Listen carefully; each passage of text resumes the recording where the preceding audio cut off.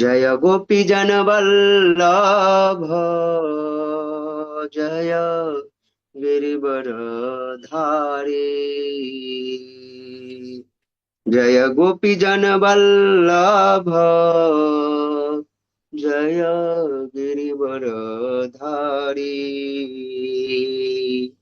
यशोदानंदन ब्रज जन रंजन, यशोदानंदन ब्रज जन रंजन। यमुना तीरावन चारि, यमुना तीरावन चारि। जय राधा माधव कुंज बिहारी।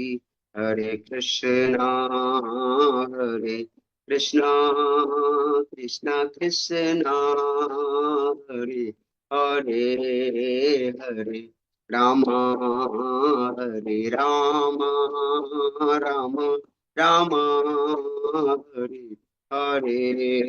हरे कृष्णा कृष्णा कृष्णा हरे हरे। हरे राम राम राम हरे हरे। हरे कृष्णा कृष्णा कृष्णा कृष्णा हरे हरे। हरे राम राम राम हरे हरे। हरे कृष्णा हरे कृष्णा कृष्णा कृष्णा हरे हरे। हरे राम हरे राम, राम राम हरे हरे। जय राधा माधव, राधा माधव, राधा माधव। जय राधा माधव, जय गौरनिताय, जय गौरनिताय, गौरनिताय जय गौरनिताय। जय कृष्ण बलराम, जय वृंदावन धाम। कृष्ण बलराम जय वृंदावन धाम। जय कृष्ण बलराम जय वृंदावन धाम। कृष्ण बलराम जय वृंदावन धाम। जय जय प्रभुपाद, प्रभुपाद, प्रभुपाद, प्रभुपाद। निताय गौर हरि बोल, हरि बोल, हरि बोल, हरि बोल।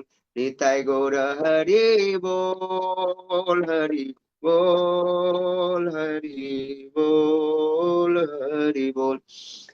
निताय गौर हरि प्रेमानंदे हरि हरि बोल। जय ओम विष्णुपाद परमहंस परिव्राजकाचार्य अष्टोत्तर सत हिज डिवाइन ग्रेस ऐसी भक्ति वेदांत स्वामी श्रील प्रभुपाद की जय। अनंत कोटि वैष्णव वृंद की जय। नामाचार्य श्री हरिदास ठाकुर की जय।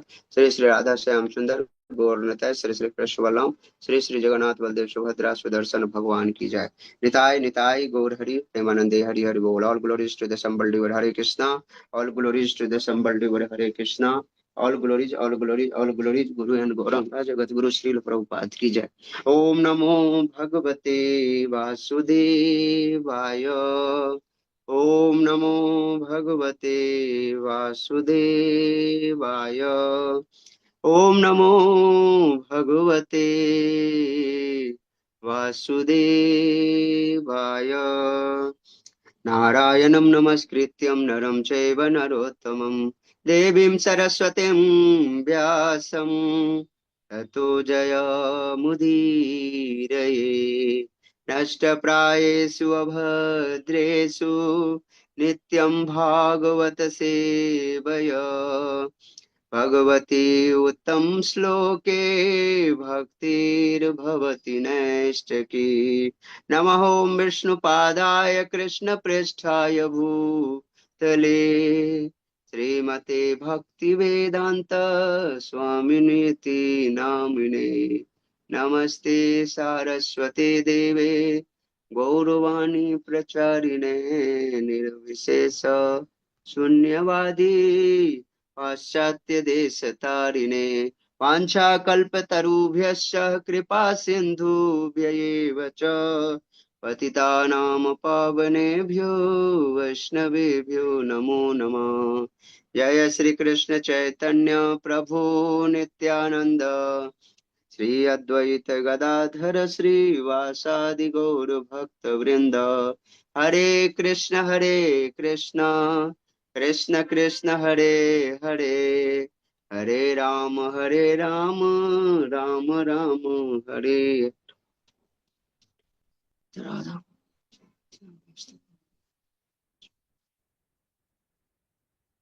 ओम नमो भगवते वासुदेवाय। श्रीमद्भागवतम स्कंद 4 अध्याय 12। अध्याय का शीर्षक है ध्रुव महाराज का भगवान के पास जाना, और आज का श्लोक क्रमांक है 17, 18 और 19। तस्याम विशुंध कर्ण शिववार विग्राह्य बद्धध्वासनं जितमरुन्मनसा हृताक्ष स्थूले दधार भगवत प्रतिरूप एतद् ध्यायंस्तद् व्यवहितो व्यसृजत् समाधो। बद्रिकाश्रम में ध्रुव महाराज की इंद्रियां पूर्णतः शुद्ध हो गई, क्योंकि वे स्वच्छ जल में नियमित रूप से स्नान करते थे। वे आसन पर स्थित हो गए और फिर उन्होंने योग क्रिया से श्वास तथा प्राण वायु को वश में किया। इस प्रकार उन्होंने अपने इंद्रियों को पूर्ण रूप से समेट लिया। तब उन्होंने अपने मन को भगवान के अर्चा विग्रह रूप में केंद्रित किया, जो भगवान का पूर्ण प्रतिरूप है, और इस प्रकार से उनका ध्यान करते हुए वे पूर्ण समाधि में प्रविष्ट हो गए। जगत गुरु श्रील प्रभुपाद की जय। तो सर्वप्रथम श्री श्री राधा श्याम सुंदर गौरनाथ ऐसे श्री कृष्ण बलराम श्री श्री वृंदावन धाम के श्री चरणारविंद में साष्टांग दंडवत प्रणाम करते हुए यहाँ पे उपस्थित जितने भी वैष्णव और वैष्णवी गण हैं, सभी के श्री चरणारविंद में मैं साष्टांग दंडवत प्रणाम करता हूँ, और आप ही सबसे कृपा की याचना करता हूँ। तो जो मुझ पे अहेतु की कृपा हुई है श्रीमद् भागवतम पे कुछ चर्चा करने के लिए, तो इसके लिए आप सब वैष्णव वैष्णवी मुझ पे कृपा करिए, ताकि मेरे मुख से जो भी वाणी निकले वो साधु गुरु शास्त्र के द्वारा सम्मत हो, हमारा कोई निजी मंतव्य न हो। तो ये जो श्लोक है, ये श्लोक 17, 18 और 19, ये दोनों का दोनों तीनों का तीनों जो श्लोक है, ये बहुत ही अच्छा, ये तीनों श्लोक में बहुत ही सुंदर तरीके से ये ध्रुव महाराज के बारे में जो है ना, ध्रुव महाराज के जीवन से संबंधित उनकी कैसे कैसे वो प्राप्त किए अपने जीवन के चरम लक्ष्य को, तो इसके बारे में जो है ना इन्होंने दिए हैं पूरे की पूरी जानकारी। तो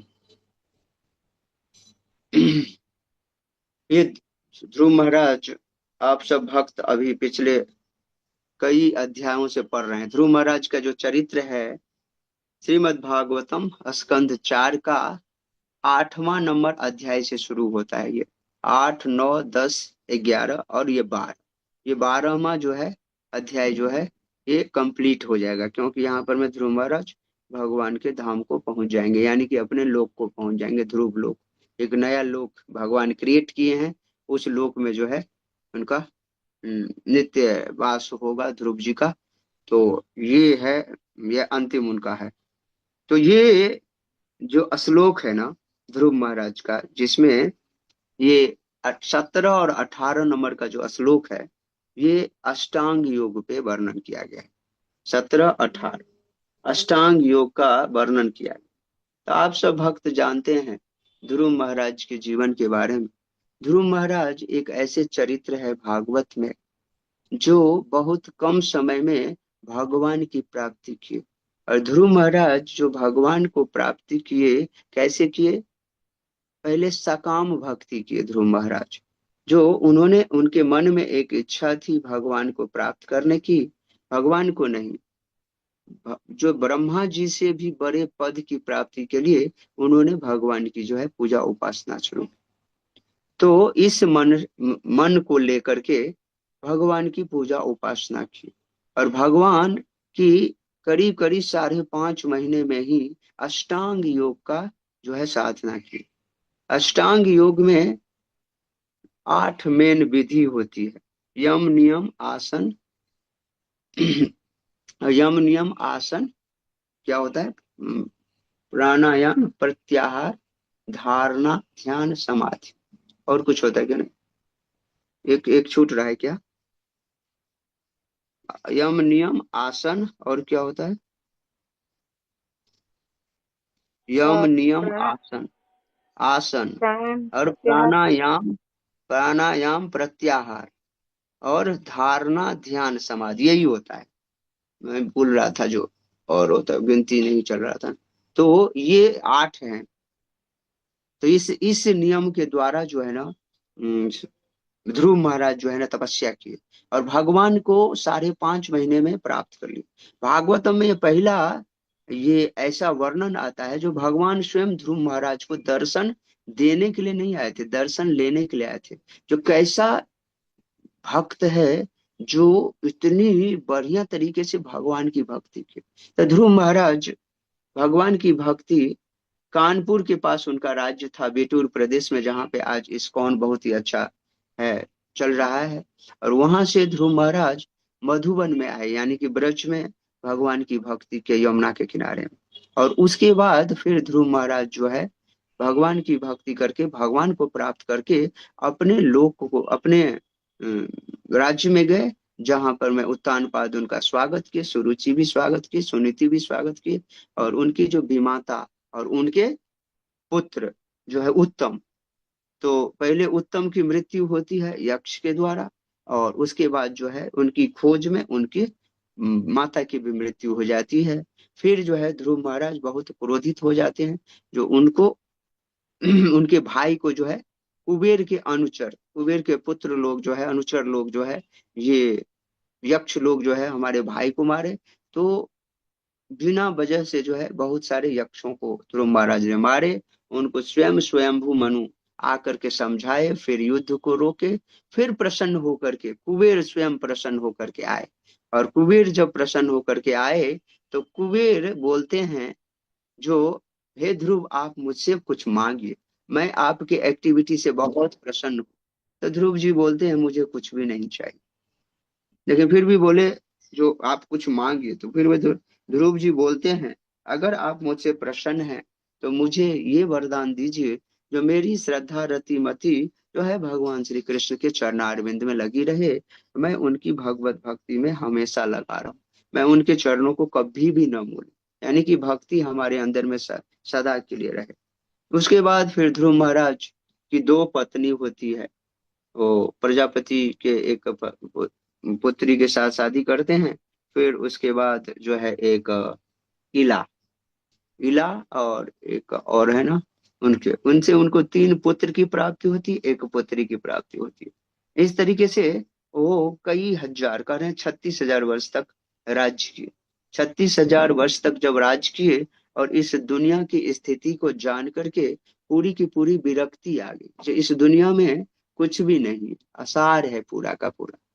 तो फिर ध्रुव महाराज जो है फिर से जो है इस जगत को जो है छोड़ करके जो है ना, मतलब भगवान की भक्ति के लिए, भगवान को प्राप्त करने के लिए, फिर से वही पुराने जो बचपन में उन्होंने अष्टांग योग 5.5 वर्ष पहले जो शुरू किए थे, 5 वर्ष पहले, जब 5 वर्ष के बचपन में थे, वही अभी ध्रुव महाराज 36,000 वर्ष राज्य कर चुके हैं, पुत्रों को जो है राज्य दे चुके हैं। और उसके बाद जो है चले गए बद्रिकाश्रम।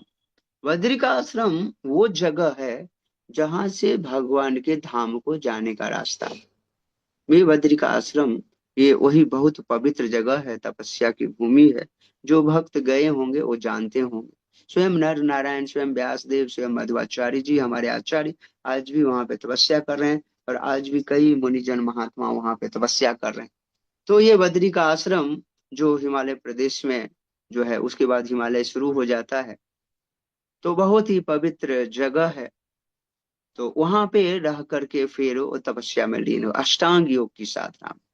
तो अष्टांग योग की ये जो श्लोक है 17 नंबर, तस्याम विशुद्ध कर्ण शिव बार ही ग्राह्यो गाह्यो बद्ध ध्वासनम जित मरुष्ण मन सविता।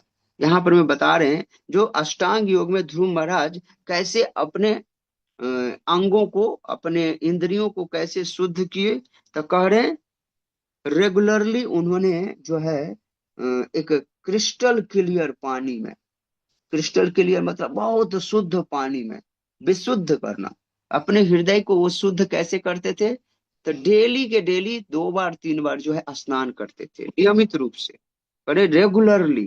तो रेगुलरली का मतलब होता है जिसमें अगर कोई चीजों को अगर हम रेगुलरली करते हैं, जैसे हम रेगुलरली 16 माला का जप, हमारे हमें आचार्यों के आदेश है 16 माला का नियमित रूप से जप करना है, 4 नियम का पालन नियमित रूप से करना है, ब्रह्म मुहूर्त में जगना नियमित रूप से भक्तों का संग करना, भागवत श्रवण करना नियमित रूप से, श्रील प्रभुपाद के ग्रंथों को पढ़ना नियमित रूप से।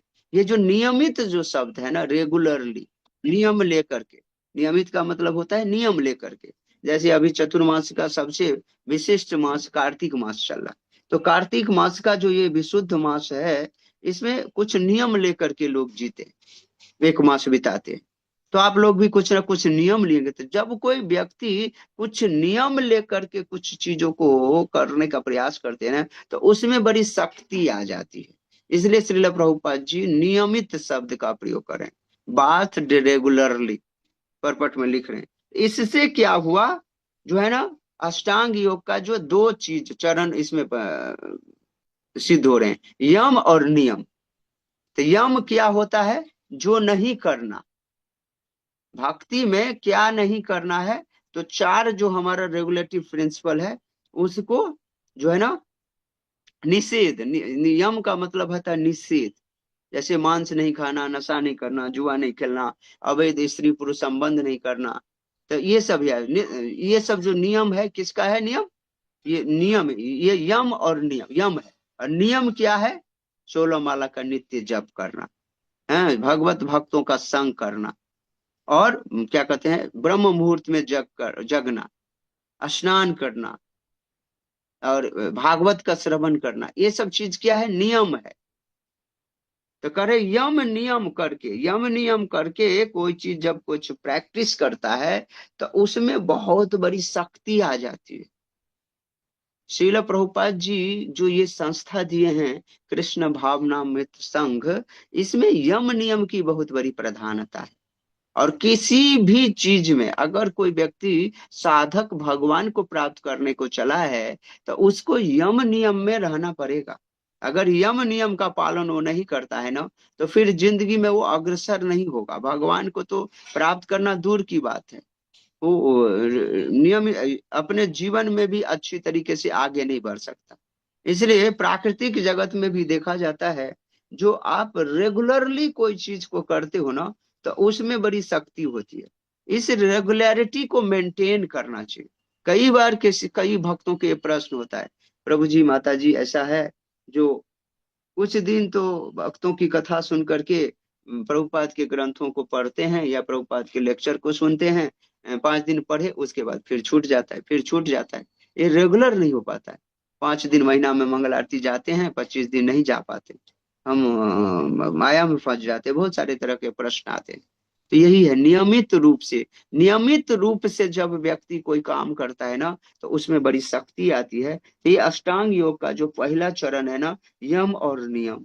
तो भक्ति में भगवान को प्राप्त करने के लिए हमारी यम क्या है, सबसे बड़ा है 4 नियम को, कठोर नियमों को पालन करना, ये है नियम। क्या है, 16 माला का नित्य जप करना, भक्तों का संग करना, शास्त्र पढ़ना, ब्रह्म मुहूर्त में जगना, ये नियम है। फिर उसके बाद है जो है आसन। आसन देखिए, भक्ति में अष्टांग योग में आसन की बहुत जरूरत होती है। कई लोग बोलते हैं हम आसन सिद्ध हैं, आसन जितासन बोलते हैं उसको। अगर कोई व्यक्ति अपने जीवन में भक्ति में आसन जीत लिया ना, जितासन हो गया ना, तो भगवान को जल्दी प्राप्त कर लेता है। कैसे, आसन को जीतना। कई ऐसे भक्त को मैंने देखा है जो एक बार जो बैठता है ना, तो 64 माला करके ही उठता है, उस बीच में वो उठता नहीं है कहीं। हम तो 16 माला जप में कई बार उठते हैं, बैठते हैं, पानी पीते हैं, लेकिन ऐसे ऐसे भक्त भी हैं जो एक बार बैठ गया, बैठने के बाद वो भगवान के नाम में इतने तल्लीन हो जाते हैं, जो उनका नाम चलता रहता है, और 164 माला जप हुआ उसके बाद ही उठते हैं। समझे ना? नियम लेके बैठते हैं, जो 64 माला जप कर लेंगे तो जाकर के पानी पिएंगे, उससे पहले एक बूंद पानी नहीं पिएंगे। तो ये नियम है। नियम लो करके बैठते हैं भाई कई लोग, तो शरीर के मुताबिक कोई नियम। तो यहाँ पर वो कह रहे हैं आसन। आसन का मतलब होता है जो हम सिटिंग पोस्चर, जैसे हम अभी बैठे हैं ना, तो कमर सीधा होना चाहिए, सिर एकदम जब आंख मूंद करके ध्यान कर रहे हैं, नाम ले रहे हैं, तो नाक पे ये सब चीजें एक अष्टांग योग में ध्यान होते हैं। जैसे तो ये सब सिटिंग पोस्चर, यानी कि ऐसे करके बैठे हैं, तो जब ऐसे करके बैठे रहेंगे तो हमें निद्रा आएगी, बहुत सारे चीज आएंगे। तो ये अष्टांग योग में आसन जीतना बहुत बड़ा जरूरी। सिटिंग पोस्चर एकदम कमर सीधा होना चाहिए, सिर सीधा होना चाहिए, आंख जो है पूरा बंद नहीं होना चाहिए, पूरा खुला नहीं होना चाहिए, एकदम थोड़ी थोड़ी। अगर पूरा बंद करेंगे तो टॉप मोस्ट समाधि में चले जाएंगे, अगर पूरा खुला रखेंगे तो डिस्ट्रैक्शन होगा, बाहर की चीजों को देखेंगे, फिर हमारा मन इधर उधर भटेगा। तो ये जो आसन मतलब होता है सिटिंग पोस्चर। कैसे? आप प्रभुपाद के टेप सुने होंगे, जब वो हरे कृष्ण महामंत्र ने, तो सिट प्रॉपरली बोलते हैं एक जगह पे, आप लोग ध्यान से सुने होंगे। तो क्योंकि भगवान की भक्ति करने में, नाम जप में सिटिंग जो है ना प्रॉपरली बहुत अच्छा होना चाहिए, इसी को बोलते हैं आसन, जीतासन। तो भक्तों को ये कुछ बैठ करके जप करने का, आसन जो है ना बनाने का एक व्यवहार में लाना चाहिए। अपने लिए एक आसन रखना चाहिए, आसन पे बैठ करके जप करना चाहिए। तुलसी महारानी के पास में जप करना, या प्रभुपाद के सामने, या गुरु महाराज के सामने, या अर्चा विग्रह के सामने में जप करने का आदत लगाना चाहिए। ज्यादा इधर उधर घूम करके जप नहीं करना चाहिए, और बैठ करके जप करने का प्रयास करना चाहिए। बैठ करके जप करें तो पहले 2 माला करने का अभ्यास करना चाहिए, 4 माला, 6 माला, ऐसे करके जो है हमें एक आसन पे बैठ करके कुछ माला की संख्याओं को बढ़ाते बढ़ाते बढ़ाते हमें 16 माला, 32 माला, 64 माला ऐसे पे करने का प्रयास करना चाहिए। इसको बोलते हैं जितासन। उसके बाद जो है ना, इसमें अष्टांग योग में होता है प्राणायाम का बहुत बड़ा फैक्टर होता है। प्राणायाम क्या होता है? कंट्रोलिंग द ब्रेथ, जो श्वास को कंट्रोल करना। तो श्वास को कंट्रोल करने की विधि जो है ना प्राणायाम कहलाती है। इससे जैसे हरे कृष्ण महामंत्र लोग जपते हैं, तो हरे कृष्ण महामंत्र जपते जपते व्यक्ति देखिएगा ध्यान से, आप जप करोगे तो वो मुंह से सांस लेते रहते हैं। हरे कृष्ण कृष्ण कृष्ण हरे हरे, हरे राम राम राम हरे हरे, हरे कृष्ण कृष्ण कृष्ण हरे हरे, हरे राम राम राम हरे हरे। हरे कृष्ण कृष्ण कृष्ण हरे हरे, हरे राम राम हरे हरे, हरे कृष्ण कृष्ण कृष्ण हरे हरे, हरे राम राम हरे हरे, हरे कृष्ण कृष्ण कृष्ण हरे हरे, हरे राम राम हरे हरे। देखते हैं रुक के सांस ले रहे हैं ना नाक से, लेकिन कई व्यक्ति आप देखेंगे जब जप करता है तो वो मुंह से सांस लेता है, भगवान का नाम जप करते हुए। और नाम जप के समय में हरे कृष्ण, हरे कृष्ण, हरे कृष्ण कृष्ण कृष्ण हरे हरे, हरे राम राम राम, बीच में पॉज नहीं करना है। एक मंत्र कंप्लीट होने के बाद ही जो है श्वास को भी रोकना है, या कुछ पॉज करना है, जो भी आपको करना है, ये चीज आप ध्यान रखेंगे। ये तो इसमें क्या होता है, प्राणायाम भी होता है। श्वास, श्वास से कंट्रोल, अपने श्वास को कंट्रोल करना। और उसके बाद होता है प्रत्याहार। प्रत्याहार का मतलब होता है अपने मन इंद्रियों को जो है ना कंट्रोल करना। अपने मन इंद्रियों को कुछ नियम लेकर के या मन और इंद्रियों को कैसे कंट्रोल करेगा? तो जिसका व्यक्ति यम नियम अच्छा रहेगा, जिसका आसन अच्छा रहेगा, जिसका प्राणायाम अच्छा रहेगा, उसका मन जो है ना, और मन इंद्रियां भी कंट्रोल होगी। और वो किससे होगी? प्रत्याहार, प्रत्याहार। तो प्रत्याहार से क्या होता है, इसमें हमारी इंद्रियां शुद्ध करने का ये तरीका दिया है, मन को शुद्ध करने के तरीका दिया हुआ है। और ये होगा जैसे कछुआ है, कछुआ जैसे अपने सेंसेस को जो है जहां जरूरत है वो निकाल लेते हैं, जहां जरूरत नहीं है अपने संकुचित कर लेते हैं। ऐसे ही भगवान के भक्त होते हैं, अपने इंद्रियों को कंट्रोल करने का जो है ना, ब्रह्मचारी सन्यासी सभी कोई उन्हें अपने इंद्रियों को कंट्रोल करने का पूरा जो है प्रयास करते रहते, इसी को बोलते हैं प्रत्याहार। तो जब व्यक्ति जिसकी इंद्रियां जितनी संयमित है ना, वो भगवान की भक्ति में उतने ज्यादा अग्रसर होता है। तो जिसका भगवान का नाम का जप अच्छा है, उसकी इंद्रियां अच्छी तरीके से कंट्रोल होती जाती रहती है। और इंद्रियों को कंट्रोल करने का सबसे अच्छा तरीका है आहार शुद्ध होना चाहिए। आहार अगर शुद्ध कर लिए हमने, तो हमारी इंद्रियां धीरे धीरे कंट्रोल हो जाएगी। इस जिह्वा को केवल और केवल भगवत महाप्रसाद ही देना है, और कुछ भी नहीं देना है। ज्यादा पौष्टिक चीजें नहीं देना है, और उतना ही खाना चाहिए जितने से ये शरीर का निर्वाह हो सके। तो ये चीज ध्यान रखना है हमें। इस इन सब बातों को बड़े ध्यान रखना है। तो ये वे प्रत्याहार में दिखा रहे हैं। और उसके बाद इसमें दे रहे हैं जो अर्चा विग्रह का ध्यान, ये 17 नंबर के श्लोक में कह रहे हैं ना, अर्चा ध्यायंस्तद व्यवहितो व्यसृजत समाधु। तो समाधि में जाकर के अर्चा विग्रह का जो है ना ध्यान लगाते हैं। तो अर्चा विग्रह का प्रति हम ना भगवत प्रतिरूप है, भगवान के स्थूल रूप को। तो ये भगवान का जो रूप स्वरूप जो है ना, जैसे हमारे सामने में भगवान अर्चा विग्रह के रूप में प्रकट होकर के हमसे सेवा स्वीकार करते हैं। भगवान के कई तरह के अवतार होते हैं, तो ये कलयुग में भगवान अर्चा विग्रह के रूप में हमसे सेवा स्वीकार करने के लिए आए हैं। समझे ना? इसलिए अर्चा विग्रह की सेवा, भगवान की भक्ति में जितना नाम जप इंपोर्टेंट है ना, उतना ही अर्चा विग्रह की सेवा इंपोर्टेंट। अर्चा विग्रह की सेवा करने से ना हमें भगवान पे मन लगाने का, अपने इंद्रियों को लगाने का एक बहुत ही अच्छा जो है टूल्स मिल जाता है। जो व्यक्ति अर्चा विग्रह की सेवा करता है ना, घर में भगवान के विग्रह रखा है, लड्डू गोपाल रखे हैं, या मान लीजिए राधा श्याम सुंदर गौर निताई या जगन्नाथ बलदेव सुभद्रा, कुछ भी रखे हैं, उनकी सेवा पूजा आराधना कर रहे हैं, डेली श्रृंगार कर रहे हैं, स्नान करा रहे हैं। तो ये तरीका यूज करने से क्या होता है, हमारे जिंदगी में जो है ना, हमें भगवान के प्रति संबंध और प्रेम जागृत होता है जल्दी। हम भगवान की भगवत्ता को जल्दी समझने लग जाते हैं, हमारा मन समाधि में जल्दी जाता है। तो ये जो अर्चा विग्रह की सेवा है ना, इसको बोलते हैं धारणा ध्यान। तो धारणा ध्यान, जैसे ही हम आंख बंद करेंगे कहीं पर में, हम राधा श्याम सुंदर को देखेंगे।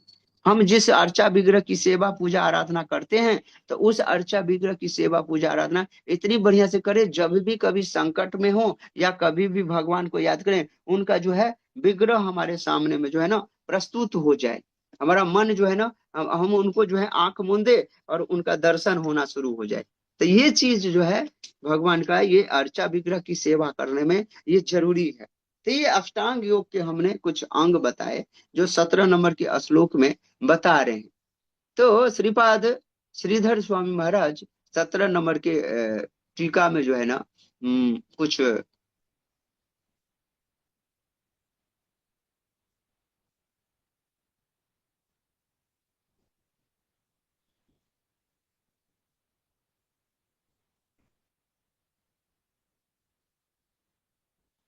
ये क्या हो रहा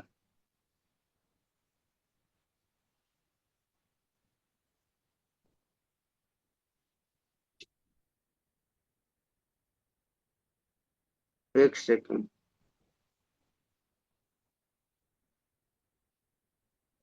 हम्म तो 17 नंबर का जो श्लोक में जो है ना, यहाँ पर में जो ध्रुव महाराज जो है, इसमें क्या कर रहे हैं देखिए।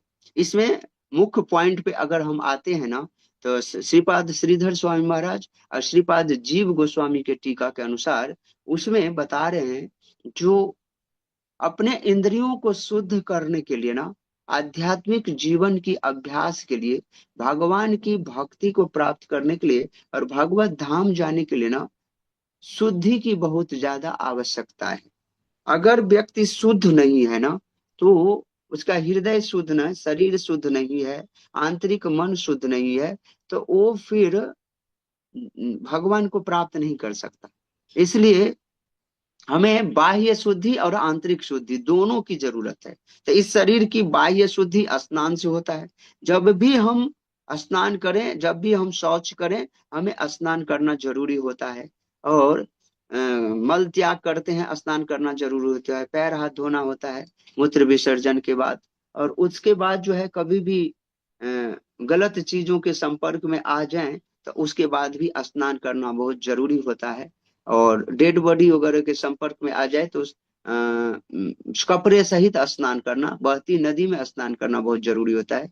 और ये हो गया बाहरी शुद्धि। और आंतरिक शुद्धि के लिए जो है हमें जो भी कुछ इस शरीर के अंदर डालें तो वो भगवत महाप्रसाद होना चाहिए। और जिह्वा से जो भी चीज वाणी निकले वो कृष्ण के कथा को बोले। दूसरा, आंतरिक शुद्धि कैसे होगा? भगवान के नाम का जप, हरे कृष्ण कृष्ण कृष्ण हरे हरे, हरे राम राम राम हरे हरे। कभी भी गंदा वस्त्र नहीं पहनना चाहिए, है ना, धुले हुए वस्त्र को पहनना चाहिए स्नान करने के बाद। जैसे आज कोई वस्त्र पहन लिए उसको कल नहीं पहनना चाहिए, ये ध्यान रखना चाहिए। और दूसरा चीज, ये इसमें इस श्लोक में तीन चीजों की बातों के बारे में चर्चा किया गया 17 नंबर में। एक तो शुद्धि की व्यवस्था करने के लिए बोला है। दूसरा चीज आसन और प्राण नियंत्रण, जिसके बारे में हम आपको बता चुके हैं। और उसके बाद जो है ना अर्चा विग्रह की महत्ता, जो अर्चा विग्रह की सेवा का जो ध्यान है यहाँ पर मैं स्वीकृत किया। यहाँ पर मैं जो कह रहे हैं प्रतिमा पूजा, प्रतिमा पूजा का ध्यान जो है ना साधन, ये समाधि की अवस्था होती है। और ये साधना का जो स्थिति जो है ना उसमें बोलते हैं धारणा और धारणा और समाधि, ये चीज है प्रतिमा की पूजा। क्योंकि अर्चा विग्रह के रूप में जो भगवान प्रकट है, कई लोग अर्चा विग्रह को ना मूर्ति पूजा को नहीं मानते। तो ये मूर्ति पूजा, देखो हमारी मूर्ति है, भगवान की मूर्ति की हम पूजा उपासना करते हैं, लेकिन अर्चा विग्रह जो है स्वयं साक्षात भगवान है, क्योंकि इसमें प्राण प्रतिष्ठा है। भगवान हमसे सेवा स्वीकार करते हैं, भगवान लेते हैं। कई ऐसी घटनाएं हैं जहां पर में अर्चा विग्रह में भगवान साक्षात जो है ना अपने डीटीज से बात करते हैं। मैं आपको एक वृंदावन की कथा बता रहा हूँ जो हिजोलिनेस, हमारे गुरु महाराज हिजोलिनेस राधा गोविंद दास गोस्वामी महाराज बताते हैं। यही लोई बाजार के पास में एक मंदिर है, राधा रसिक बिहारी। तो राधा रसिक बिहारी के एक पुजारी थे और वो बहुत दिनों से पूजा आराधना कर रहे थे। तो एक दिन की बात है, भगवान की पूजा आराधना करते करते वो चामर डुला रहे थे, पंखा कर रहे थे, गर्मी का मौसम था तो पंखा ढेल रहे थे। और पंखा झेलते झेलते कैसे न कैसे पुजारी को थोड़ी सी तंद्रा आने लगी। और तंद्रा जब आने लगी तो उनसे पंखा से जो है ना भगवान के सिर पे जो है ना पंखा से चोट लग गया। तो भगवान के सिर पे जैसे ही पंखा से चोट लग गया तो राधा रसिक बिहारी ने क्या किया, एक तमाचा लगा दिया पुजारी को जो सेवा कर रहे थे। अच्छा विग्रह देखिए, एक तमाचा लगा दिया। जब एक तमाचा लगा दिया तो ये पुजारी जी भगवान से रूठे कि जो है हम उनके तुम्हारी इतनी सेवा कर रहे हैं, ऐसा कर रहे हैं, हम थक गए हैं, बूढ़े हो गए हैं, थोड़ा सा मेरे से चोट लग गया तुमको तो तुम मुझे मारोगे इतनी जोर से, देखो हमारा गाल फुला दिया, एकदम लाल कर दिया। तो वो लाल हो गया एकदम। वो बेचारा भगवान से रूठ करके वो अपना रूम बंद करके अपना सो गए बने अपने रूम में। नहीं आज तुमको खिलाएंगे, ना तुमको नहलाएंगे, ना तुम्हारा श्रृंगार करेंगे, कुछ नहीं करेंगे। उनके बात को, ये बात जो सुना रहे उनको करे, कुछ नहीं करे। अब भगवान तो बैठे हैं, रसिक बिहारी भाई क्या गया को अभी तक कुछ नहीं किया। अब उसी बीच में कैसे न कैसे दैव की योजना से उनके गुरु महाराज आ गए। वो पुजारी के गुरु महाराज देखे भैया ये तो आज ना भगवान का न श्रृंगार हुआ है ना कुछ हुआ है, ना भगवान, ये पुजारी कहाँ है, अपना रूम बंद करके। तो बहुत ज्यादा नॉक किए, उसके बाद जो है वो दरवाजा खोले। तो दरवाजा खोले तो बताए भाई क्या तुम भगवान की जो है ये करने रहो, तुम्हें सेवा करने नहीं आता, क्या हो गया? तो वो जो बता रहे देखो ऐसे ऐसे बात है, इतनी दिनों से सेवा कर रहा हूँ, मेरे से जो है भगवान को थोड़ा सा पंखा लग गया, उसने ये एक चमाचा लगा दिया। अच्छा, चाटा लगा दिया? कौन, रसिक बिहारी? तो हाँ देखो हमारा गाल लाल हो गया है। तो दिखाया सही में उनका पूरे पांचों उंगली जो है एकदम छाप बन गया था भगवान का। तो करे लाल हो गया, तो इसलिए जो मैं इसको न खिलाऊंगा न नहलाऊंगा न कुछ बनाऊंगा, अब ये अपना अपना व्यवस्था करे। तो वो गुरु महाराज जो है उस पुजारी को लेकर के राधा रसिक बिहारी के पास गए और कहे भैया देखो ऐसा है, तो दो अब तो भाई ये तो तुम्हारे से तो गलती होगी, भगवान को बोल रहे जो देखो भाई तुमने तो गलती कर लिया, जो है अपने, अब तो तुम्हें अगर खाना है तो तुम्हें अपना बनाना पड़ेगा, ना तुम्हें नहलाएगा ना धुलाएगा ना ये खाना खिलाएगा, तब क्या करोगे बताओ? अब तो ये रूठा हुआ है। तो ऐसा करो, ये तो नहलाएगा धुलाएगा नहीं, अगर ऐसा करो तुम गलती मान लो इससे, ये पुजारी से तुम्हारे द्वारा गलती हुई है। तो जैसे ही उन्होंने बोले उनके गुरु महाराज ने रसिक बिहारी को, जो भाई आपसे गलती हुई, आप इस भक्त से जो है क्षमा मांग। तब जो है भगवान ने हाथ जोड़ करके उस भक्त से जो है ना क्षमा मांगे, और क्षमा मांगे तब जाकर के जो है वो पुजारी जो है रसिक बिहारी की फिर से सेवा पूजा आराधना और उनकी करना शुरू की। ये रियल घटना बता रहा हूँ, कुछ ही समय कुछ ही साल वर्ष पहले की बात है, जो अभी भी आज अर्चा विग्रह की सेवा, ऐसे कई इंस्टांसेस है, आप देख लो ना। मदन मोहन की बात, जो अ, लिट्टी वगैरह जो है सनातन गोस्वामी के साथ क्या क्या लीला कर रहे हैं, चौबे जी के पास मथुरा में यही मदन तो ऐसे बहुत सारे डिटी, हमारे बाके बिहारी कितने लीला करते हैं, तो आप समझ सकते हो। तो अर्चा विग्रह कोई पत्थर की मूर्ति नहीं है, पत्थर की मूर्ति के अंदर में भगवान है।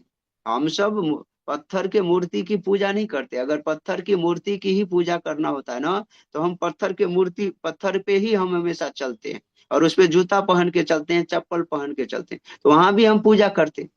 तो ऐसा नहीं है, हम पत्थर के मूर्ति के अंदर में स्थित जो भगवान है उनकी पूजा उपासना करते हैं, हम पत्थर की पूजा नहीं करते। समझ रहे हैं? इसको अर्चा विग्रह की सेवा का मतलब होता है अर्चा विग्रह के अंदर में उपस्थित भगवान की पूजा आराधना।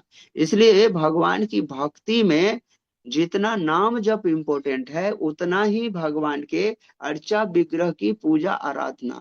अर्चा विग्रह की पूजा आराधना करने से क्या होता है, कोई बताएगा? हमारे हृदय में, अभी मैं बताया हूँ कुछ देर पहले, अर्चा विग्रह की पूजा उपासना अगर कोई व्यक्ति करता है तो उनके अंदर में उसके क्या भाव जागृत होता है, कुछ परिवर्तन होता है?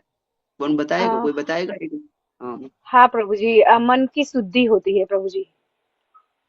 मन की मन की शुद्धि। शुद्धि, हाँ मन की शुद्धि होती है, और हम अर्चा विग्रह को लाइक जब भी जप करते हैं तो उनकी मूर्ति आ जाती है सामने, लाइक अर्चा हाँ विग्रह ये सामने ये आ जाते हैं, हाँ। ये मेन चीज है, यही मैं सुनना चाहता हूँ। अर्चा विग्रह का आप अगर लगातार सेवा कर रहे हैं ना, तो आप कहीं भी जाएंगे ना, तो उनका आपको ध्यान रहेगा। आप जैसे आंख बंद किए, जैसे मैं आंख बंद करता हूँ, और मैं अगर कहीं भी हूँ, किसी भी इस दुनिया के किसी भी कोना में हूँ, मैं आंख बंद करूंगा, हमें राधा श्याम सुंदर तुरंत ध्यान में आएंगे। तो हम ज्यादा चीज, ज्यादा देर जिसको देखते हैं ना, वो चीज ध्यान में आते हैं उनकी पूजा उपासना करने से।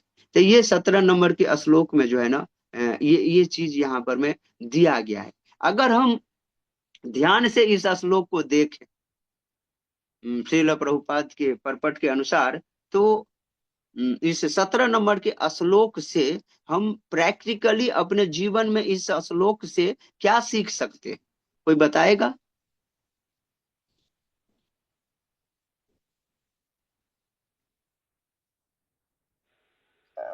17 नंबर प्रभु जी, के श्लोक में, हाँ कोई बोल रहे हैं, बोलो। हाँ, हाँ प्रभु जी। प्रभु जी, आपने 17 नंबर के श्लोक में बताया कि बाहरी शुद्धि जरूरी है और अंदरी अंदरी शुद्धि नहीं नहीं शुद्धि नहीं भी नहीं, ये जरूरी नहीं है। पूछ रहा हूँ, ये नहीं पूछ रहा हूँ। मैं कह रहा हूँ 17 नंबर के श्लोक को जैसा हमने देखा पढ़ा, इससे इस श्लोक को अपने प्रैक्टिकल लाइफ में, अपने भक्ति के जिंदगी में कैसे उपयोग कर सकते हैं, ये मैं पूछना चाह रहा हूँ। तो एक दो पॉइंट इसमें से बताओ। ओके। तो हम लाइक शुद्धिकरण अच्छी तरह से कर सकते हैं, घर में लाइक हाँ क्लीनिंग रख आपका ये सकते हैं। एक बार, हाँ और क्लीनलीनेस हुआ, हाँ बहुत सुंदर हो गया। अर्चा विग्रह की सेवा अच्छी तरह से कर सकते हैं। हाँ भोग जब भोगा बनाते हैं तो वहाँ भी क्लीनिंग अच्छी तरह से शुद्धिकरण रख सकते हैं। हाँ, अपने शरीर की बाह्य हरे कृष्ण शुद्धि, प्रभु जी। अंतःकरण की शुद्धि। हाँ कौन बता रहे हैं? हम आसन लगाकर ध्यान पूर्वक सही तरीके से महामंत्र का जप कर सकते हैं। जैसे आपने बोला मुंह से हाँ, श्वास नहीं भगवान लेना को है, प्राप्त करने के वो लिए सही तरीका। आसन, जितासन होना बहुत जरूरी है। ये भगवान को प्राप्त करने के लिए ना इंद्रिय कंट्रोल करने की बहुत जरूरी है। तो ये सब चीजें भक्ति मार्ग के लिए, इसको हम प्रैक्टिकल, जैसे इस श्लोक में बताया जा रहा है, ये मेरे लिए बताया जा रहा है, हम सब साधक के लिए बताया, जैसे इन्होंने ध्रुव महाराज ने किया ये चीज करके। अब तीसरा श्लोक जो हम पढ़ेंगे ना 19 नंबर में, वो एकदम विमान को देखेंगे। तो ये अंतिम लक्ष्य है। हम 18 नंबर के श्लोक में पहुंचते हैं। 18 नंबर के श्लोक क्या बता रहा है, देखिए। भक्तिम हरो भगवती प्रबहन्न जस्र मानंद वाष्प कलया मुहुर्द्यमान विक्लिद्यमान हृदय पुलकाचितांगो नात्मान मदमस नात्मान मस्मर दस्साभिति मुक्त लिंग। तो ये जो है ना, दिव्य आनंद के कारण उनके नेत्रों से सतत अश्रु बहने लगे। ये जो पुलकित आश्रम, ये जब भगवान की भक्ति में इस तरह के स्टेज में जब व्यक्ति आ जाता है और भगवान की भक्ति बहुत काल से इस नियम से करना शुरू करता है ना, तो उसकी स्थिति क्या आ जाता है, उस व्यक्ति में भगवान से इतना प्रेम हो जाता है, भगवान के नाम से इतना प्रेम हो जाता है। तो जैसे ही वो भगवान की सेवा पूजा आराधना करने के लिए बैठता है ना, तो उनके आंखों से झरझर आंसू बहने लगता है। अब चैतन्य महाप्रभु की स्थिति को देखिए, आंखों से झरझर आंसू बने, पिचकारी की तरह बने। आप हरिदास ठाकुर नाम जप करते हैं, एकदम रो रहे हैं। कई ऐसे भक्त हैं जो भगवान के लीलाओं में जो है तुरंत रोने लग जाते। एक बार कृष्ण सुने, मैंने गौरांग बोलिते हुए पुलक शरीर, तो अष्ट सात्विक विकार जो है ना, उनके हृदय में ये प्रकट होता है। तो ये भगवान के भक्त जब भक्ति में इतना ज्यादा अग्रसर हो जाता है, इन सब विधियों को अपना करके, जो भगवान के रूप गुण लीलाओं को अपने हृदय में और इस भक्ति परक सारे नियमों कानूनों को फॉलो करते हुए जैसे ही अग्रसर स्थिति पे पहुंचता है ना, तो वो ऐसे पोजीशन पे पहुंच जाता है, तो उनके आंखों से अनवरत आंसू बहने लगते हैं, हृदय एकदम पिघल जाता है, शरीर कांपने लग जाता है, सर्वांग उनके शरीर के केस जो है ना खड़े हो जाते हैं।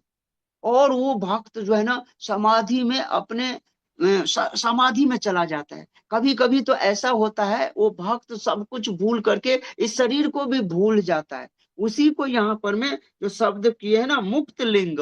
मुक्त लिंग का मतलब होता है जो सूक्ष्म शरीर से मुक्त। देखिए, ये दो तरह के बॉडी होता है, एक होता है ग्रॉस ग्रॉस बॉडी, और एक होता है सटल बॉडी, यानी कि स्थूल शरीर और सूक्ष्म शरीर।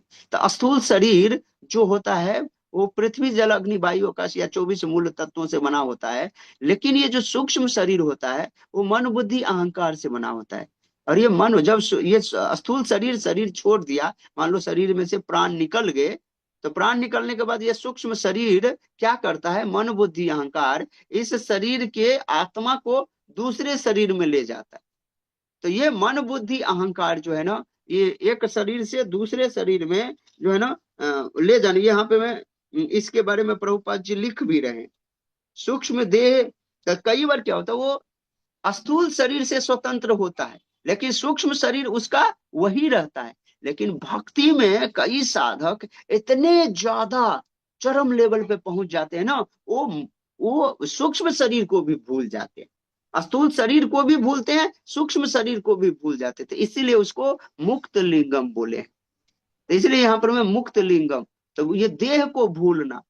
तो श्रीधर स्वामी महाराज इसमें टीका करते हैं, जब साधक का आत्मानुभव इतना प्रबल हो जाए कि अपने शारीरिक बंधन को भूल जाए, तब वो व्यक्ति जो है ना एकदम मुक्त हो जाता है।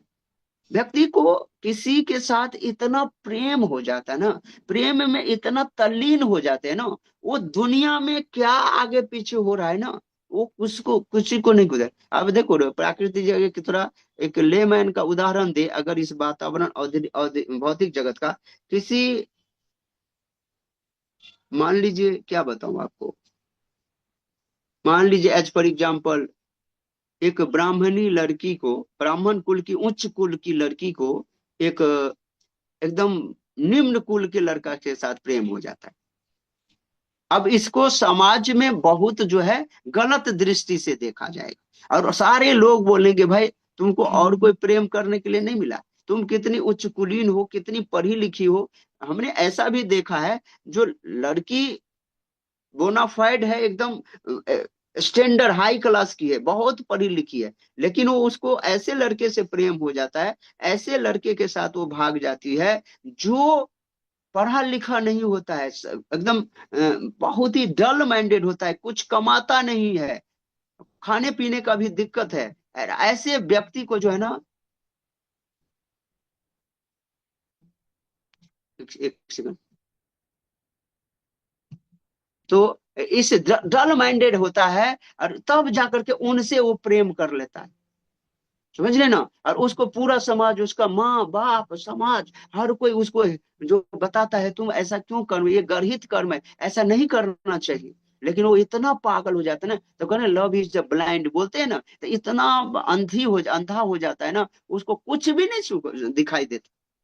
तो वो उसका प्रेम इतना ज्यादा, उसके किस चीज से प्रेम है भला भगवान जाने। लेकिन ऐसे ही एक साधक का जब भगवान के प्रति उच्च लेवल का प्रेम जब जागृत हो जाता है ना, तो ये सारे बंधन जितने हैं ना, ये जो शरीर का बंधन है, पद का बंधन है, मैं इस शरीर में हूँ, ब्राह्मण हूँ, क्षत्रिय हूँ, इस पोस्ट पे हूँ, ये सब सारे बंधनों से ऊपर उठ करके ना, वो केवल और केवल ठाकुर जी और उनका भक्त, ठाकुर जी और भक्त, इसी को देखता है और वो लीन हो जाता है।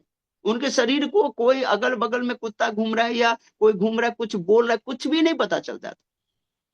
आप लोगों को एक कथा पता होगा ना, एक लड़का अपने प्रेमिका से मिलने के लिए एकदम भागते भागते जा रहा था, कुछ समय दिया था, उस समय जो है निकलने वाला था, बहुत भाग भाग के जा रहा था। तो रास्ते में एक साधु जो है तपस्या कर रहे थे, वो इतना आंख मूंद करके भाग रहा था, जो साधु को रौंदते हुए लात मारते हुए जो है चला गया, और पीछे मुड़ के भी नहीं देखा, जो मेरे द्वारा जो है साधु को पैर पड़ गया, उनको चोट लग गया। वो साधु भी सोचने लगा, यार कैसा है, जो किसी को पैर लग जाता है तो लोग प्रणाम भी करता है, और साधु को पैर मार के चला गया, देखा भी नहीं। और वो जब चला गया, अपने प्रेमिका से मिल लिया, मिल के जब वापस आ रहा था, जब साधु को देखा, तब जाकर के प्रणाम कर रहा था। साधु बोलता, भैया तुमने लात मार के गया उस समय में तो कुछ नहीं प्रणाम किया, अभी प्रणाम कर रहे हो। तो करे उस समय में मेरे दिमाग में, मेरे आंख में एक ही चीज बसा था, मुझे अपने प्रेमिका से मिलना था। उस समय में दुनिया के इस तरफ के कुछ भी नहीं दिखाई दे रहा था। अब मैं सब कुछ देख रहा हूँ, अब मैं आपको भी देख रहा हूँ, ये पेड़ पौधे सब कुछ देख रहा हूँ। तो समझ रहे बात को, व्यक्ति इतना तल्लीन हो जाता है, एब्जॉर्ब हो जाता है ना। ये जो आप भागवतम के 24 गुरु जो पढ़ोगे ना, तो उसमें से एक गुरु है बाण बनाने वाला, बाण बनाने वाला, बाण जो बनाता है ना, बाण आप लोग देखो ना, तीर धनुष में बाण लगता है। तो एक व्यक्ति होता है जो बाण बना रहा था एकदम बीच रोड पे बैठ के, कई लोग देखे होंगे ना, जूता सिलाई वगैरह वगैरह, रोड पे बैठ के एकदम चलता, मार्केट में बड़ा भीड़ भाड़ में एकदम रोड पे बैठ करके वो बाण बना रहा था, बाण बना रहा था। और उसी बाण बनाने के क्रम में वो बना रहा था, उसी समय में राजा की सवारी निकली। राजा की जब सवारी निकलेगी, कितने सैनिक निकले होंगे, कितने घुड़सवार निकले होंगे हाथी पे, कितने बैंड बाजा बज रहे होंगे, सारी चीजें, राजा की सवारी निकल के चली गई। जब राजा की सवारी निकल के आगे बहुत बढ़ गई, तो एक व्यक्ति पीछे से आकर के उसको पूछता है, बाण बनाने को, बाण बनाने वाले को, प्रभु जी तो क्या हुआ, इधर से राजा की सवारी निकली है क्या? तो वो बाण बनाने वाला बोलता है, मुझे नहीं पता। बताओ, उसके आंख के सामने से, उसके मतलब जस्ट सामने से, उसी रोड के किनारे में वो बाण बना रहा है, और उसी रोड पर से राजा की इतनी सवारी धूमधाम से निकली, और उस बाण बनाने वाले को नहीं पता चला राजा की सवारी निकली। भला वो कहाँ पे था फिर, बताओ। वो अपने बाण बनाने में, अपने कामों में इतना ज्यादा एब्जॉर्ब था, उसको राजा की सवारी निकली पता ही नहीं चला। तो इस चीज को देख करके दत्तात्रेय ने देखा, यही व्यक्ति ये कितना ज्यादा एब्जॉर्ब, ये हमारे गुरु बनाने के लायक, उनको गुरु बना दिए। 24 गुरु में से एक गुरु है बाण बनाने वाला। तो एब्जॉर्प्शन, भगवान की भक्ति में जब इतना ज्यादा लेवल पे जब व्यक्ति हो जाता है ना, तो इसको बोलते हैं मुक्त लिंग। ये 18 नंबर का श्लोक जो भक्ति का चरम लेवल है, अष्टांग योग का चरम लेवल है। और अष्टांग योग का सबसे चरम लेवल क्या था? धारणा ध्यान समाधि। तो धारणा ध्यान समाधि यही है, वो इंटर्ड इन समाधि, उस समाधि में पहुंच जाता है। तो यहाँ पर मैं यही 18 नंबर के श्लोक में बता रहे। तो इसको इसको, इस श्लोक को देह को भूल जाना और भक्त के शरीर से आनंद दिखते रहते हैं और ये सब चीज दिखता है।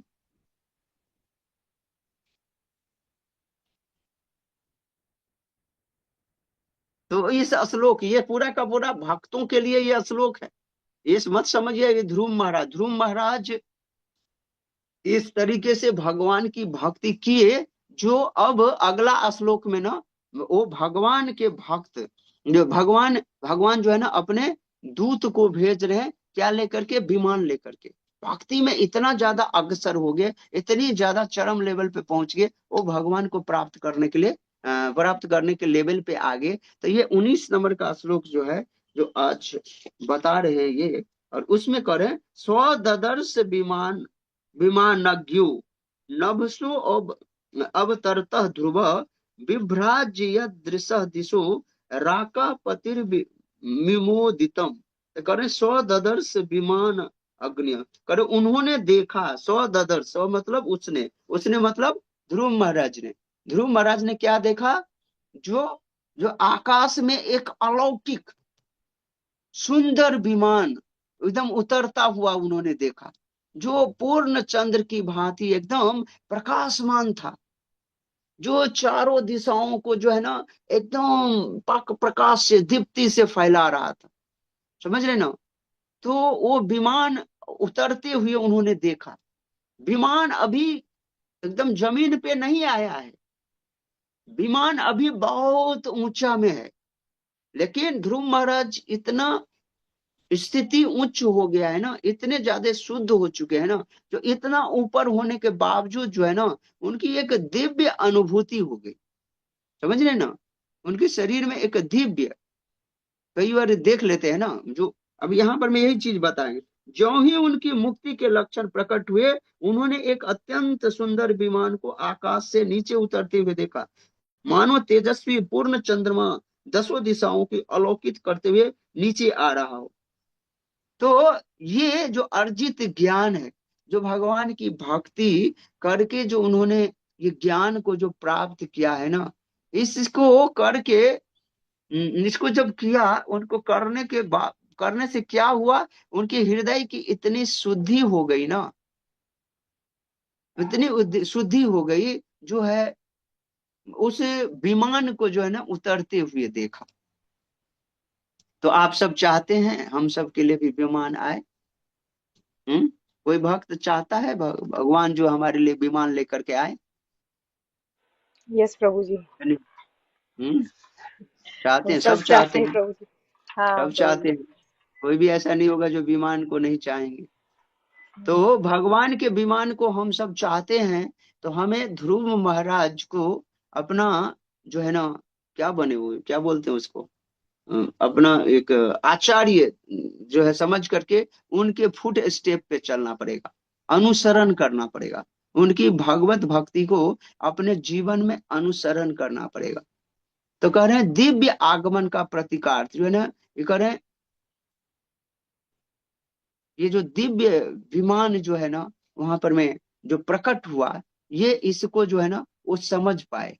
और अंतर ज्ञान स्थिति ध्रुव महाराज की कैसे हुई, तो इसमें जीव गोस्वामी पाद इसमें बताते हैं, जब साधक के ज्ञान और भाव की स्थिति जब परिपक्व हो जाती है ना, तब वो आधी भौतिक सीमाएं टूटकर दिव्य प्रसाद दिखाई देता है, जो यहाँ पर में वर्णित है, जो कह रहे हैं ना।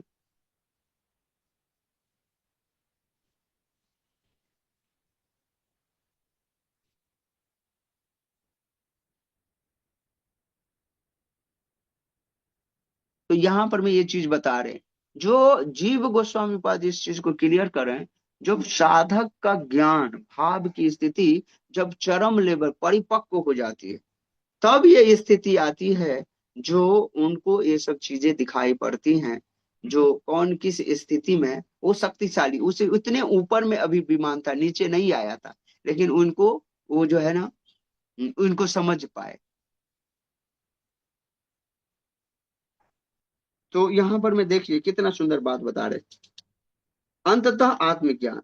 तो आत्मज्ञान होना, आत्मज्ञान का मतलब होता है जो देहात्म बुद्धि से हट करके अपने आप की, जो मैं हम सब आत्मा है, और आत्मा में स्थित होकर के आत्मा का भगवान की, परमात्मा की सेवा में सेवा करना, यही होता है आत्मज्ञान, अपनी आत्मरक्षा के लिए। तो कह रहे हैं, जब मनुष्य अवरोही विधि से ज्ञान प्राप्त करने की अवस्था को लांघ जाता है तो वह तुरंत दिव्य पद को प्राप्त हो जाता है। तो ध्रुव महाराज देहात्म बुद्धि से मुक्त होकर दिव्य ज्ञान से प्राप्त थे, इसलिए वो दिव्य विमान को देख पाए। तो दिव्य विमान को वही व्यक्ति देख पाएगा जो देहात्म, यहाँ पे आत्मज्ञान जो शब्द है ना, वो बहुत इंपॉर्टेंट है। व्यक्ति आत्मज्ञान में स्थित नहीं होता है। क्यों नहीं स्थित होता है? क्योंकि वो अपने देह देह को ही आत्मा समझता है, अपने आप को, आत्मा को ही देह समझ लेता है। तो इसी को बोलते हैं देहात्म में। तो कह रहे हैं विभ्राज्य दृश्य दिशो, जो विभ्राज्य दृश्य दिशो क्या होता है? वो जो आलोकित करते हुए जो विमान आ रहे थे ना ऊपर से, उनको वो देख पाए। और वो इसलिए देख पाए क्योंकि उन्होंने भगवान को प्राप्त करने के लिए बहुत प्रयास किए थे। ऐसा उन्होंने भगवान की भक्ति की थी। जब भगवान की भक्ति इतनी ज्यादा किए तो उसका परिणाम क्या हुआ? जो भगवान कृपा की, यहाँ पर मैं श्रील प्रभुपाद जी देव लिखे हैं, जो भगवान की विशेष कृपा से जो है ना, इस चेतना, जैसे ही भगवान की भक्ति में कोई व्यक्ति लगता है और उस लेवल पे जब पहुंचता है ना, तो विशेष कृपा होती है भगवान की और भगवान के भक्तों की, गुरु महाराज की। तब जाकर के हमारा प्रयास जो चरम लेवल पे पहुंच चुका है और भगवान की कृपा जब दोनों मिल जाती है ना, तब जाकर के हम भगवान को प्राप्त कर सकते हैं। तो नहीं प्राप्त कर सकते। तो ये लेवल हमें जानना चाहिए। नहीं तो व्यक्ति इधर उधर में अपने समय को बर्बाद कर देता है। और तो ये जो 3 श्लोक हमने पढ़ा, और तीनों श्लोक का जो सार अगर हम समझ करके देखें तो इसमें मेन निकल करके आ रहा है, जो आचार्यों के द्वारा जो चीज हमें प्राप्त हुआ है ना, उनके पद चिन्हों पे चलें। जो नियम कानून हमारे लिए दिया गया है उसको बड़े ही कठोरता से पालन करें और ज्यादा से ज्यादा भगवान के नाम का जप करें। ध्रुव महाराज ने अपने जीवन में 5 साढ़े 5 महीना में भगवान को प्राप्त कर लिया। कितनी तपस्या की, देख रहे हैं ना, एक पैर पे खड़े होकर के 1 महीना में 1 बार सांस लेते थे। 5वां महीना यही था उनका। जैसे पूरी जगत की जो है ना हवा, सब कुछ बंद हो गया, देवता लोग परेशान हो। तो आप समझ सकते हैं भगवान को प्राप्त करने की ललक, लौल्यम एकम मूल्यम। तो ये भावना, भगवान के नाम जप करने की एकदम तल्लीनता, भगवान का नाम और भगवान में कोई अंतर नहीं है, ये भाव, ये सब चीजें बहुत ही अच्छी तरीके से हमारे हृदय में चलना चाहिए और उसको जीवन में अप्लाई करेंगे। नित्य निरंतर भगवान का नाम जप चलना चाहिए।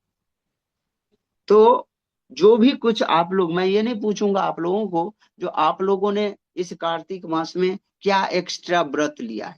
ये कार्तिक मास चल रहा है, कार्तिक मास में हर साधक कुछ न कुछ एक्स्ट्रा व्रत लेकर के इस भगवत भक्ति में आगे बढ़।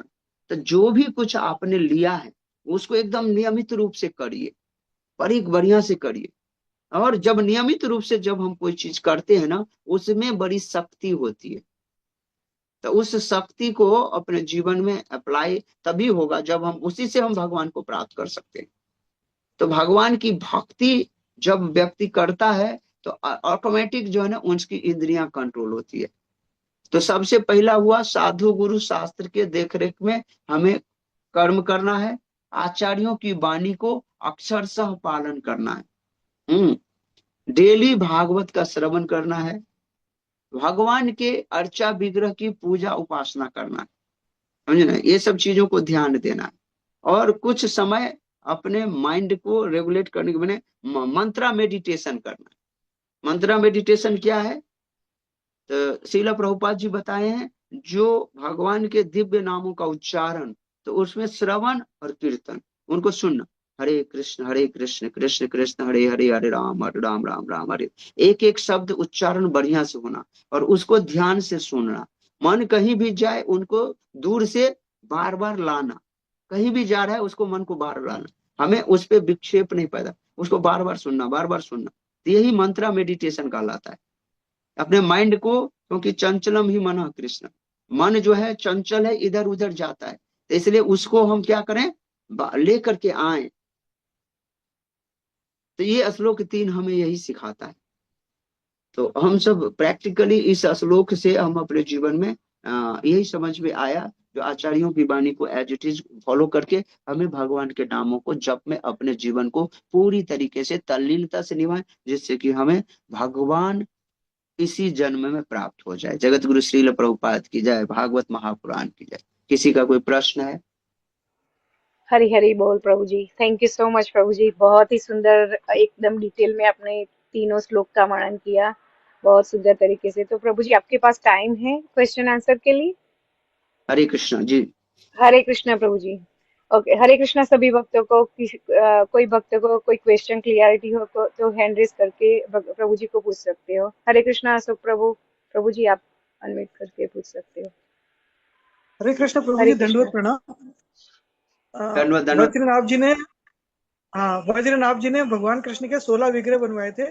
उसके अंदर किसी को देव कैटेगरी में किया और किसी को नाथ कैटेगरी में किया। इसका मतलब डिस्टिंक्शन का कोई आधार है क्या प्रभु जी, ये नाथ तो और देव बजरंग विग्रह जी में? को पूछना, ये तो बजरनाभ जी को पूछना पड़ेगा, और बजरनाभ जी तो अच्छा अभी है नहीं। जी, आपके पास धन्यवाद प्रभु जी। बजरनाभ जी मिले तो पूछना। ये आज का नहीं प्रभु नहीं, जी प्रसंग नहीं है। आज का शास्त्र के प्रसंग में अंदर। कभी, प्रभु सुनो, हाँ, क्या नाम है आपका? अशोक। अशोक प्रभु। सुनिए, जब भी कभी प्रश्न किया जाता है ना, तो जिस चीजों जी पे टॉपिक पे चर्चा होता है ना, उस पे प्रश्न करें तो ज्यादा अच्छा होता है। ठीक है ना? जी, तो ये प्रश्न आप कभी किसी और पर्सनल कहीं किसी आचार्य भक्तों से आप पूछ सकते हैं। तो लेकिन ये जी प्रश्न जो है आज से रेलिवेंट नहीं है। दूसरा जी, किसी हमें का कोई क्षमा, प्रश्न? क्या क्षमा प्रार्थी हूँ प्रभु जी, दंडवत प्रणाम। हरे हरे कृष्णा। हरे कृष्णा निकुंज लीला माता जी, माता जी आप अनम्यूट कर सकते हो। हरे कृष्णा। हरे कृष्णा, दंडवत प्रणाम।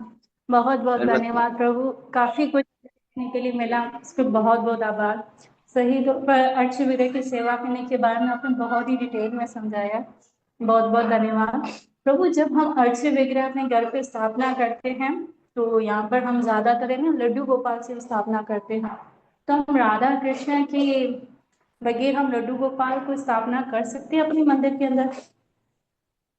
एक्चुअली क्या होता है, लड्डू गोपाल को अलग से रखने के विधान है, क्योंकि लड्डू गोपाल भगवान के साथ जगने का जो है ना, उनका देखिए, भगवान बच्चा घर में सबसे बाद में जगता है ना, आप जगते हो पहले बच्चा। अब हम मंगल आरती में 4:30 बजे से पहले भगवान को जगा देंगे, लेकिन लड्डू गोपाल उनके साथ रहेंगे तो उनको भी जगाना पड़ेगा। तो बाप के साथ बच्चा को भी जगा देना अच्छा नहीं होता है ना, इसलिए लड्डू गोपाल के विग्रह को दूसरे जगह रखे तो ये ज्यादा अच्छा है। लेकिन घर की व्यवस्था ऐसा नहीं है, तो कई कई मंदिरों पे भी मैंने देखा है, जो विग्रह के साथ साथ लड्डू गोपाल भी रहता है, तो उसकी सेवा पूजा इसी तरीके से करते हैं। तो ये आपकी अपनी पर्सनल है, मैं तो कहूंगा जो उनको अलग से रखें। अगर भाव अच्छा है तो लड्डू गोपाल बच्चा है, तो भगवान छोटे हैं अभी, तो छोटे हैं तो छोटे का जो है, उनको उसी तरीके से ना, उनको बार बार भूख लगेगा, उनको खिलाना पड़ेगा। अब मान लो हम खिला रहे हैं, तो एक सयाने के साथ बच्चा को बैठा देंगे, तो वही सयाना तो जल्दी जल्दी खा लेगा, बच्चा खा ही नहीं पाएगा, वो भूखे रह जाएगा, वो भी होगा।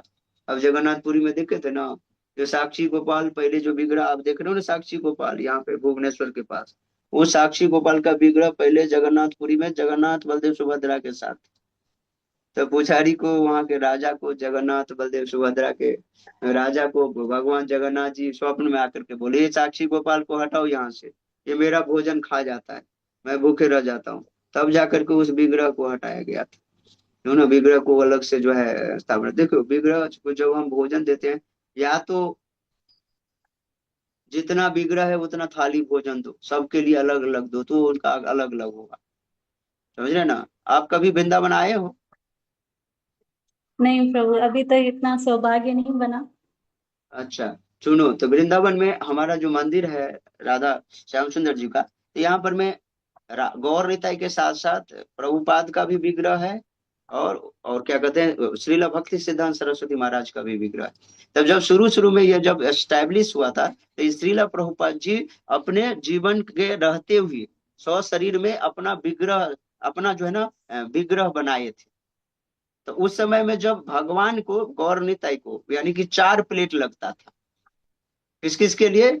गौरांग महाप्रभु के लिए, नित्यानंद महाप्रभु के लिए, और 1 प्लेट प्रभुपाद के लिए, 1 प्लेट भक्ति सिद्धांत सरस्वती महाराज के लिए। ये 4 प्लेट भोग लगता था। फिर ये सिस्टम बाद में बंद हो गया। गौर निताई के लिए जो है ना प्लेट लगने लगा, इनके लिए बंद हो गया।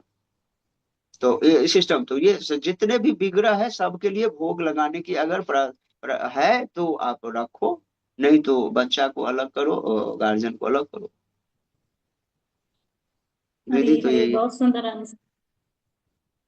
प्रभु और एक किसी छोटा का सा और है। प्रभु आपने अभी हमें कथा बताई थी राधा राजेश बिहारी की, तो नहीं, राधा प्रभु रसिक कहाँ पर हुई थी लीला? राधा रसिक बिहारी, रसिक बिहारी, रसिक बिहारी, ओके। ये लोई कहाँ पर बाजार में प्रभु है। ये लीला? हमारे मंदिर से 5 किलोमीटर आगे लोई बाजार है। जो भक्त आए हैं, आप जब वृंदावन आओगे तो मेन मार्केटिंग करने के लिए आपको लोई बाजार ही जाना पड़ेगा। वो बहुत बड़ा मार्केट है, वहीं पे मंदिर है। ओके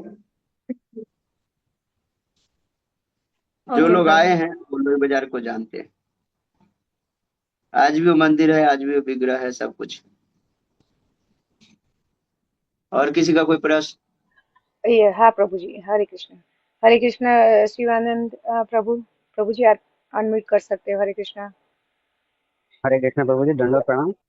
आज के धन्यवाद। प्रसंग में प्रभु जी आपने जो बताया ध्रुव महाराज के चरित्र का हमें अनुसरण करना चाहिए। तो भगवत गीता में मैंने थोड़ा सा एक पढ़ा था कि भगवान ने जब इस धरातल पे अपना अवतरण किया था तो उन्होंने भी एक कहा था। तो अनुसरण और अनुकरण में जरा भेद बता देंगे प्रभु जी तो बड़ी कृपा होगी आपकी। अनुसरण का मतलब होता है जैसे भगवान के भक्त जो चीज करते हैं ना, उसको हाँ जो है ना अपने जीवन में ना उस जिस रास्ते से वो गए हैं, जो विधि उन्होंने अपनाया है, उस विधि को करने का प्रयास करना चाहिए। उस विधि के फुट स्टेप को जो है ना करने का प्रयास करें।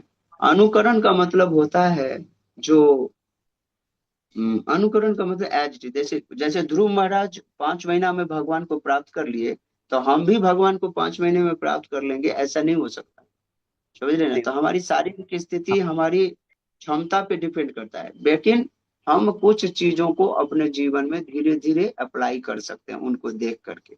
आचार्य जो क्या कर रहे हैं हमारे, तो वो आचार्यों के जीवन को देख करके भागवत में एक एक जो भक्तों के प्रसंग है उनको जीवन को पढ़ के उनको जीवन में धीरे धीरे जबरदस्ती नहीं थोपना है, प्रयास करना है। ठीक है ना? धीरे धीरे जो है ना हाँ जी उनके प्रभु जी। पद चिन्हों में चलने का, उन्हीं को बोलते अनुसरण। जैसे ठीक है प्रभु जी, भगवान ने धन्यवाद। गिरिराज गोवर्धन उठाया, तो मैं भी गिरिराज हाँ प्रभु। गोवर्धन उठाऊंगा, इसको बोलते अनुकरण। लेकिन अनुसरण क्या मतलब होता है? जब भगवान ने गिरिराज गोवर्धन जो उठाए, तो इसका अनुसरण होता है जो भगवान ने अपने अनुयायी सारे भक्तों के कष्टों को निवारने के लिए जो है ना उन्होंने गिरिराज जी धारण की। तो उनका अनुसरण हम कैसे करेंगे? तो हमारे आसपास में जो भी चीज है और वो अगर कोई कष्ट में है, तो उनके कष्ट को दूर करने का प्रयास करना चाहिए अपनी सामर्थ्य के अनुसार। मैं हूं और मेरा पड़ोसी कष्ट में है, बीमार है, तो उनको देख रेख करना, ये सब चीजें। तो इससे सीखना है, एक ही बार में डायरेक्ट ठीक है, नहीं होगा, धीरे धीरे करके।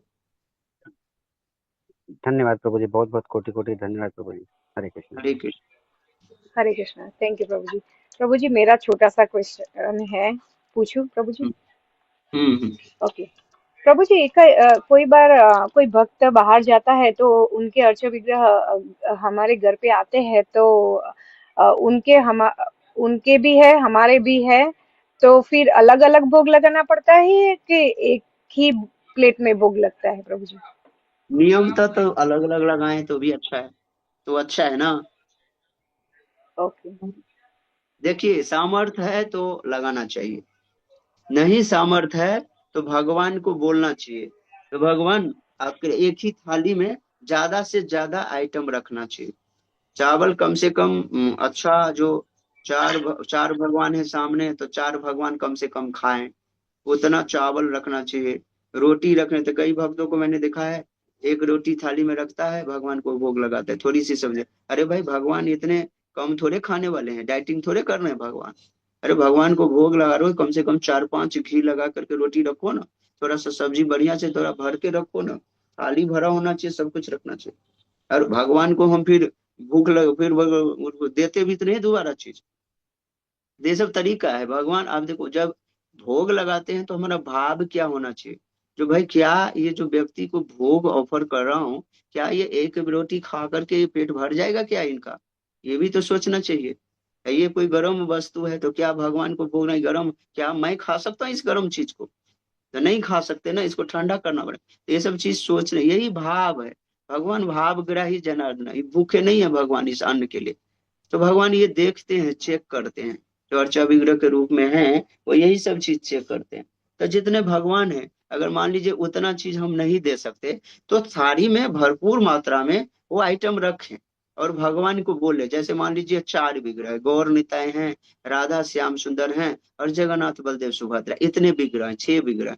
तो 6 विग्रहों को इंगित करके हमें प्रार्थना करना पड़ेगा उनके चरण में, भगवान आपके लिए ये भोग जो है ना, एक ही प्लेट में जो है ना तैयार होके आया है, तो आप सब आपस में झगड़ा मत करना, आप लोग जो है ना अपना अपना जो है ना खा लेना बढ़िया से प्रेम से। हमारा आपके श्री चरणों में यही निवेदन है, आप हिल मिल करके जो है ये प्रसाद में भोग ग्रहण करिए, और हमारे लिए जो है सब प्रसाद दीजिए। तो ये जो भाव जब आप भोग लगाते भक्त रखेंगे ना, जो भगवान आप इसको देखिए, हमारी स्थिति ऐसी ही है। तो ये सब चीजें जब आप कॉन्फेस करेंगे, तो भगवान इस बात को स्वीकार करते। मुझे माता जी। हाँ प्रभु जी, थैंक यू सो मच प्रभु जी, बहुत सुंदर तरीके से आपने बताया, थैंक यू।